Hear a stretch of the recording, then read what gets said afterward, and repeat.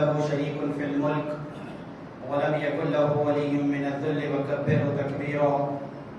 الله أكبر كبيرا الحمد لله كثيرا سبحان الله بكرة وأصيلا. أعوذ بالله السميع العليم من الشيطان الرجيم. بسم الله الرحمن الرحيم.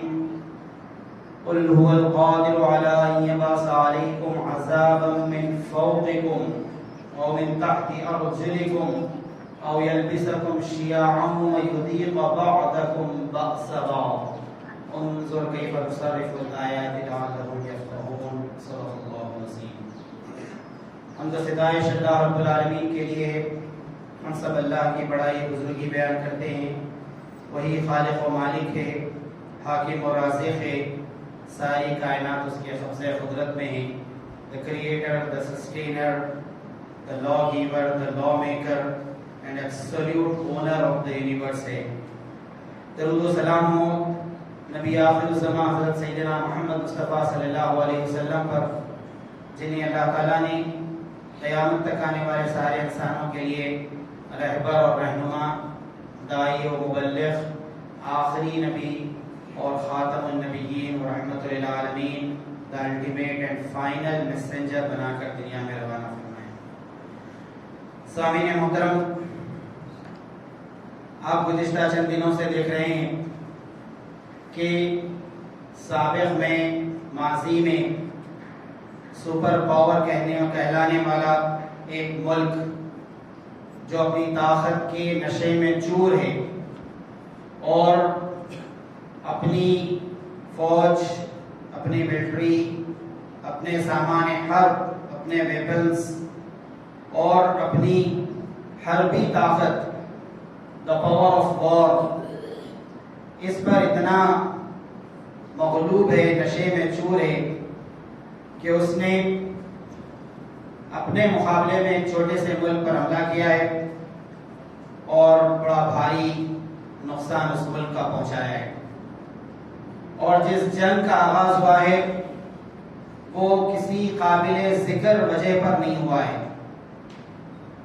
جو وجوہات بیان کی گئی ہیں وہ اتنی معمولی ہیں کہ بہت آسانی کے ساتھ ڈائیلاگز کے ذریعے سے, گفتگو کے ذریعے سے اور ڈپلومیٹک ٹیکنکس جسے کہتے ہیں, سفارتی کوششیں جسے کہتے ہیں, اس کے ذریعے سے وہ مسئلہ بہت آسانی کے ساتھ حل کیا جا سکتا تھا. لیکن پوری دنیا کی مخالفت کے باوجود اور پرنٹ اور الیکٹرانک میڈیا اور سوشل میڈیا میں کثرت کے ساتھ پوری دنیا سے اپیلیں روانہ کرنے کے باوجود آپ دیکھتے ہیں کہ جنگ کا آغاز ہوا اور ایک ہفتے سے زائد اس کو ہو گیا اور اس وقت پوری دنیا کی توجہ اس طرف ہے کہ کس طرح بے قصور لوگوں کی جان جا رہی ہے اور معصوم لوگ وطن چھوڑ کر بھاگنے پر, فرار ہونے پر مجبور ہو رہے ہیں اور اپنے اپنے ملک کے لوگ, اپنے ملک کے لوگوں کو بالخصوص اسٹوڈنٹس کو وہاں سے نکالنے کے لیے زبردست جدوجہد کرنا پڑ رہا ہے. آئیے اس کانٹیکسٹ میں دیکھتے ہیں کہ اسلام نے وار کے بارے میں کیا باتیں بیان کی ہیں اور پیس کے بارے میں کیا باتیں بیان کی ہیں. جنگ اور امن, اس کا اسلامک پرسپیکٹیو کیا ہے, اس بارے میں کچھ باتیں آپ کے سامنے رکھی جاتی ہیں. سورۃ الانعام کی آیت نمبر 65 آپ کے سامنے ابتدا میں تلاوت کی گئی. اللہ تبارک و تعالیٰ ارشاد فرماتے ہیں قل هو القادر علی ان یبعث علیکم عذابا من فوقکم. اے نبی صلی اللہ علیہ وسلم, آپ لوگوں سے کہیے کہ اللہ تعالیٰ اس بات پر پوری قدرت رکھتا ہے, اللہ تعالیٰ کا پورا اختیار ہے اس بات پر, پوری قوت اسے حاصل ہے کہ عذابا من فوقکم, ایک عذاب تم پر اوپر سے نازل کرے, اوپر سے نازل ہو, وہ بارش کی شکل میں, وہ بجلی کی شکل میں, وہ ابابیل جیسے چھوٹے سے پرندوں کے چونچوں میں, معمولی سے کنکر کی شکل میں یا کسی اور شکل میں. یہ اللہ تبارک و تعالیٰ کی ایئر فورس ہے. عذابا من فوقکم, عذاب جو اوپر سے نازل ہوتا ہے. اور دوسری شکل یہ بیان کی گئی کہ وَمِن تَحْتِ أَرْجُلِكُمْ, اس بات پر اللہ تعالیٰ پورا اختیار رکھتا ہے کہ ایک عذاب تم پر بھیجے جو زمین کے نیچے سے آئے گا, قدموں کے نیچے سے آئے گا. وہ ارتھکویک کی شکل میں ہو سکتا ہے, وہ لینڈ سلائڈنگ کی شکل میں ہو سکتا ہے, وہ سونامی کی شکل میں ہو سکتا ہے, وہ سیلابوں کی شکل میں ہو سکتا ہے یا کسی اور شکل میں. یہ اللہ تبارک و تعالیٰ کی آرمی ہے, زمینی فوج ہے.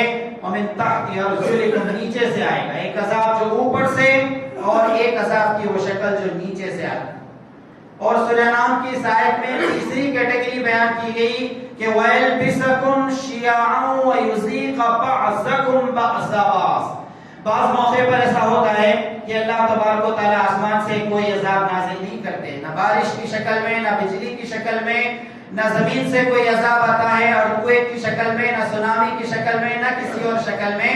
وَيَلْبِسَكُمْ شِيَعًا وَيُذِيقَ بَعْضَكُمْ بَعْضَ بَعْضٍ. ہم انسانوں کو گروہوں میں بانٹ دیتے ہیں, انسانوں کو الگ الگ گروپس میں تقسیم کر دیتے ہیں, اور پھر ایک گروہ کو دوسرے گروہ کے خون کا مزہ چکھا دیا جاتا ہے. وَيَلْبِسَكُمْ شِيَعًا, گروہوں میں تم کو بانٹ دیا جاتا ہے. وَيُذِيقَ بَعْضَكُمْ بَعْضَ بَعْضٍ, ایک کو دوسرے کے خون کا مزہ لگا دیا جاتا ہے. اور بلا وجہ قتل عام شروع ہوتا ہے, بلا وجہ معصوموں کی جان لی جاتی ہے, اور بلا وجہ زمین خون سے بھر دی جاتی ہے. کوئی قابل ذکر قسم کی بات نہیں ہو.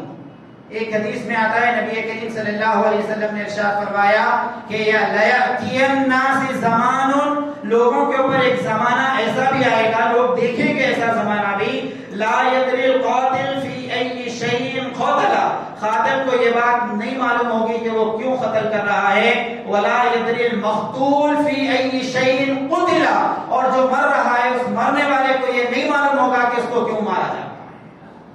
نہ مارنے والے کو ریزن معلوم ہے, نہ مرنے والے کو ریزن معلوم. ورلڈ وار کے دوران امریکہ کے پلینز, انہوں نے ایٹم بم گرایا تھا جاپان کے 2 شہروں ہیروشیما اور ناگاساکی میں.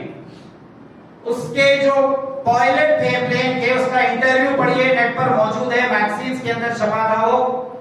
اس سے پوچھا گیا کہ اتنا خطرناک کام کرنے کے لیے تم جا رہے تھے, اور تمہیں معلوم تھا کہ یہ کوئی عام سا بم نہیں ہے جس سے 100 200 500 1000 لوگ مریں گے, یہ ایٹم بم ہے جو پورے شہر کو تباہ کر دے گا, اور ایک بم کے نتیجے میں آئندہ 50 سال تک جو بچے پیدا ہوں گے وہ فزیکلی یا مینٹلی ہینڈی کیپ پیدا ہوں گے, اور 50 سے یہ مدت بڑھ گئی, 70 60 70 سال بعد کے بعد بھی اس طرح کے واقعات آج بھی پیش آتے ہیں اس ایٹم بم کے نتیجے میں.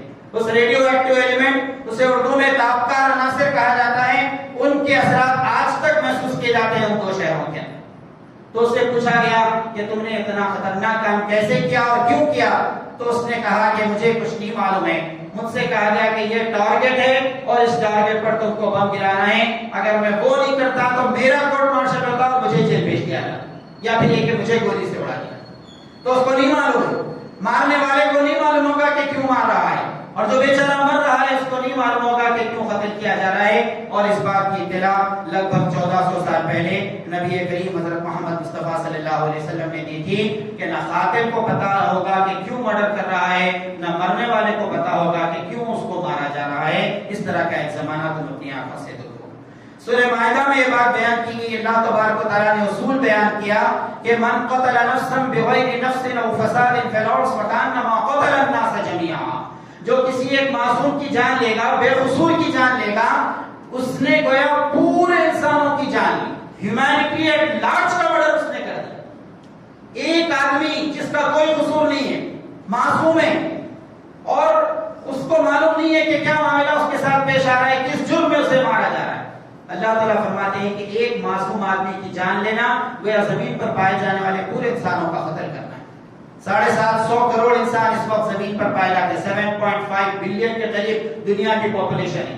ایک معصوم کا قتل اللہ تعالیٰ فرماتے ہیں کہ 750 کروڑ لوگوں کے قتل کے برابر. وَمَنْ أَحْيَاهَا فَكَأَنَّمَا أَحْيَا النَّاسَ جَمِيعًا, اور آگے فرمایا کہ کسی ایک معصوم کی تم جان بچاتے ہو, بے قصور بے گناہ کی تم جان بچاتے ہو, تو گویا تم نے پوری بنی نوع انسانی کو ایک نئی زندگی بخش دی, پوری ہیومینٹی کو, پوری انسانیت کو تم نے ایک نئی جان دی. یہ اصول قرآن مجید بیان کرتا ہے.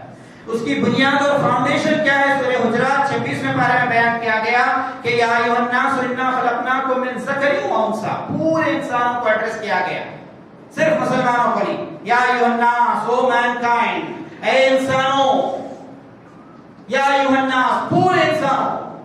اور فرمایا گیا کہ انا خلقناکم من ذکر و انثی، ہم نے تمہیں ایک مرد اور ایک عورت سے پیدا کیا، وجعلناکم شعوبا وقبائل لتعارفوا، یہ قبیلے، یہ ٹرائبل اور یہ ٹرائبل سسٹم، یہ الگ الگ قسم کے گروہوں میں جو تم نظر آتے ہو، یہ خاندان، یہ نسل، یہ جنریشن، یہ سب ڈسکریمنیشن کے لیے نہیں ہے، تمہارے درمیان لڑائی اور جھگڑے بننے کے لیے نہیں ہے، بیریئر بننے کے لیے نہیں ہے، بلکہ فرمایا گیا لتعارفوا، یہ صرف انٹروڈکشن کا ذریعہ ہے، یہ لڑائی کی بنیاد نہیں بننا چاہیے۔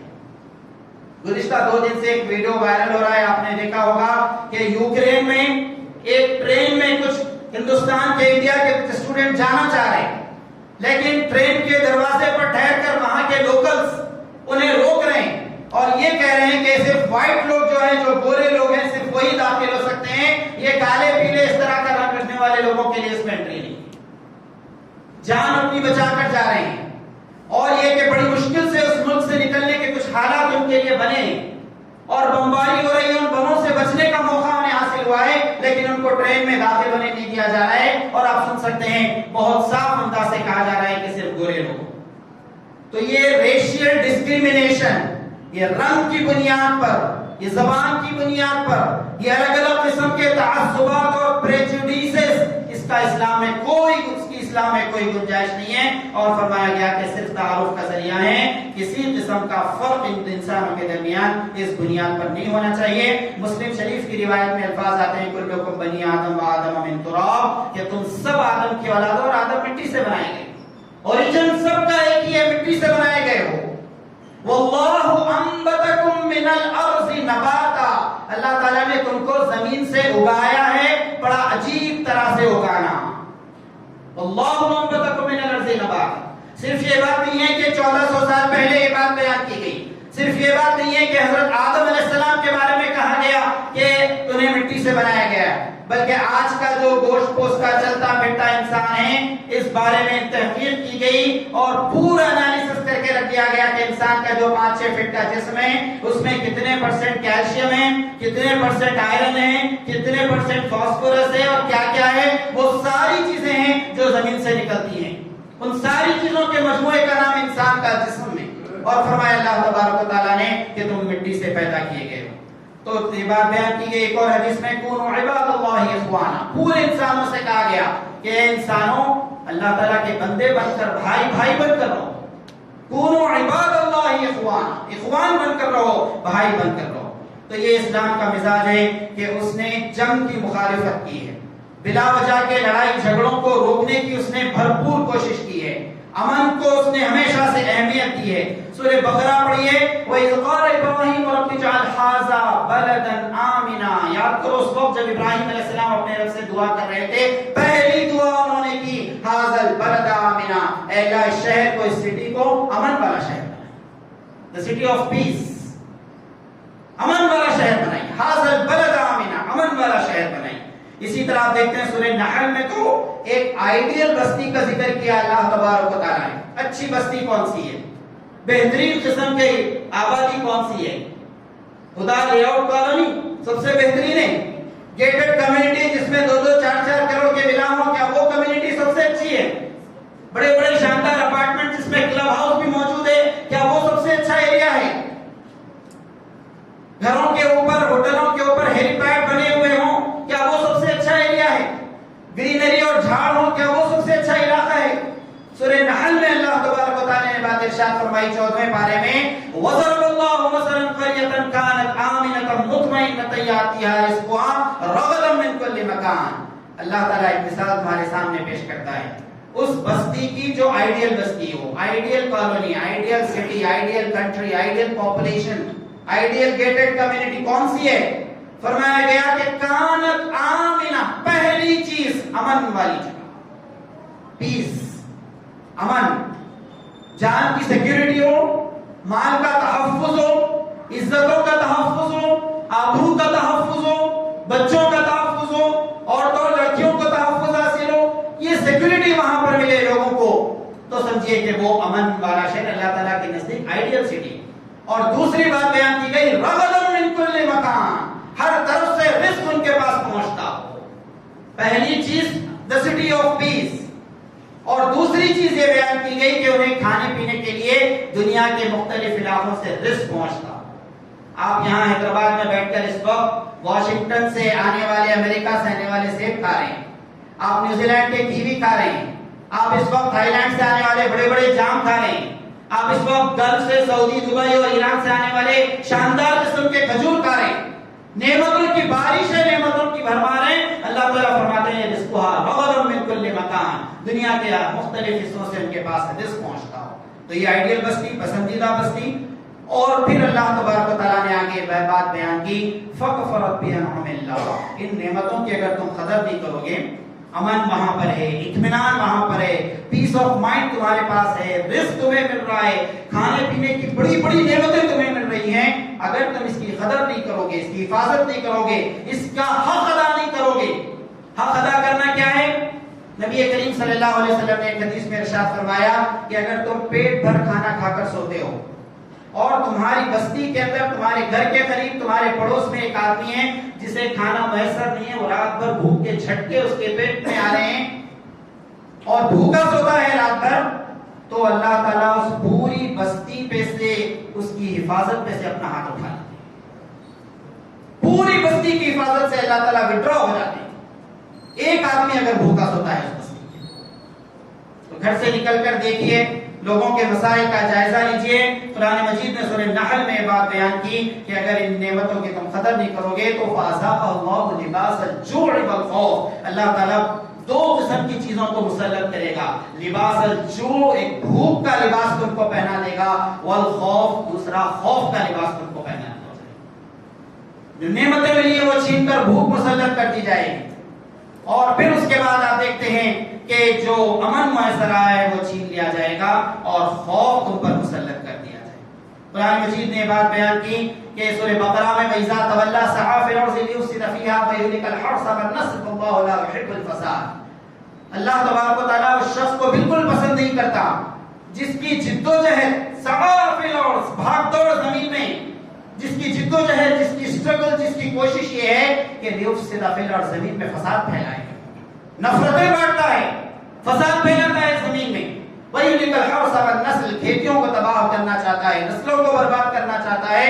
وَاللَّهُ لَا يُحِبُّ الْفَسَادَ، اللہ تبارک و تعالیٰ بگاڑ کو پسند نہیں کرتا. جو چیزیں پیس اور امن کو ڈسٹرب کرنے والی ہیں اس کو پسند نہیں کرتا. سورہ اعراف میں فرمایا گیا وَلَا تَعْثَوْا فِي الْأَرْضِ مُفْسِدِينَ فَانظُرُوا كَيْفَ كَانَ عَاقِبَةُ الْمُفْسِدِينَ وَلَا تَتَّبِعْ سَبِيلَ الْمُفْسِدِينَ. یہ تینوں آیتیں سورہ اعراف کہ اللہ تبارک و تعالیٰ امن اور پیس کو ڈسٹرب کرنے والوں کو ہرگز پسند نہیں کرتا.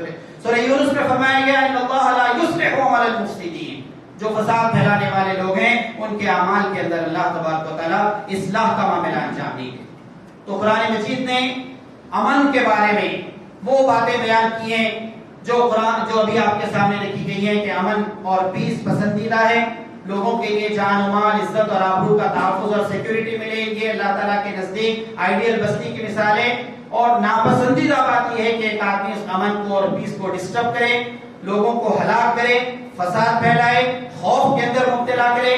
جس شہر میں بمباری ہوتی ہو، جس شہر میں بم پھوٹتے ہوں، جہاں دن رات گولیاں چلتی ہوں، جہاں اسکول اور کالج اور کیمپس کے اندر بچے ریوالور لے کر آتے ہوں، جہاں آسانی کے ساتھ لائسنس بھی مل جاتا ہو اور ہتھیار بھی میسر آ جاتے ہوں، جہاں پر چاقو چھریاں چلتی ہوں، جہاں پر عزتیں لٹتی ہوں، جہاں پر چوری کی وارداتیں ہوتی ہوں، زندگی بھر کی پونجی ایک آدمی کی ایک چور کما کر لے کر چلا جاتا ہو، یہ ساری مثالیں فساد کی مثالیں ہیں. اور فرمایا گیا کہ اللہ تبارک و تعالیٰ کو یہ ساری چیزیں پسند نہیں. تو اس وقت جس جنگ کا آغاز کیا گیا ہے، آپ دیکھتے ہیں کہ اس میں ایک حصہ مکافات عمل کا حصہ ہے. مکافات عمل ایک بڑا مشکل لفظ ہے اردو کا. اس کے معنی یہ ہے کہ انسان جو عمل کرے گا بعض موقع پر اس عمل کا بدلہ، اس کی سزا اس کو اس دنیا میں بھی مل سکتی ہے. اصلاً تو دنیا دارالعمل ہے، جو کچھ انسان عمل کرے گا اس کی جزا آخرت میں پائے گا، اور آخرت دارالجزا ہے، the place of reward ہے، the place of judgment ہے. اصل تو جزا اعمال کی آخرت میں ہی ملنے والی ہے. ایک اکیلا ایڈولف ہٹلر، اس نے جرمنی میں لاکھوں لوگوں کو گیس چیمبر کے حوالے کیا تھا، ہزاروں لاکھوں یہودیوں کو اس نے ہلاک کیا تھا، بلا وجہ اس نے معصوموں کا قتل کیا تھا. اب اس ہٹلر کو آپ کتنے بار سزا دیں گے؟ ایک بار ہی تو پھانسی پر چڑھایا جا سکے گا، ایک ہی تو گولی ماری جا سکے گی، ایک ہی اس کی جان لی جا سکے گی، لیکن اس نے جو لاکھوں لوگوں کا خون کیا اس کا بدلہ کب ملے گا؟ اس کے لیے آخرت ضروری ہے کہ جہاں پر انسان کو بار بار اور سخت تکلیف کے اندر مبتلا کیا جائے اور اعلان کر دیا جائے کہ یہاں پر موت نہیں ہے، موت تو موت آ گئی ہے، یہاں پر ہمیشہ زندہ رہو گے اور عذاب ہوگا۔ بار بار عذاب اگر ملنا ہے تو آخرت میں ہی مل سکتا ہے، اسی لیے آخرت اور ڈے آف ججمنٹ لازمی چیز، تاکہ ہٹلر اور اس طرح کے جیسے لوگوں کو بھرپور سزا وہاں پر مل سکے، اور جس نے اس ظلم پر ظلم کیا تھا ان کی آنکھوں کے سامنے وہ سزا مل سکے، اور یہ قیامت میں ہی ممکن۔ اسی لیے ہم ایمان رکھتے ہیں آخرت پر کہ جو کچھ انسان اس دنیا میں کرے گا آخرت میں اس کا بدلہ ملے۔ تو یہ بات بیان کی گئی کہ اسلام نے بلا وجہ کے فساد اور غیر ضروری جنگیں ان کے سے سختی کے ساتھ منع کیا ہے، صرف فتنے کے خاتمے کے لیے جنگ کی اجازت دی ہے۔ وَقَاتِلُوهُمْ حَتَّى لَا تَكُونَ فِتْنَةٌ وَيَكُونَ الدِّينُ لِلَّهِ۔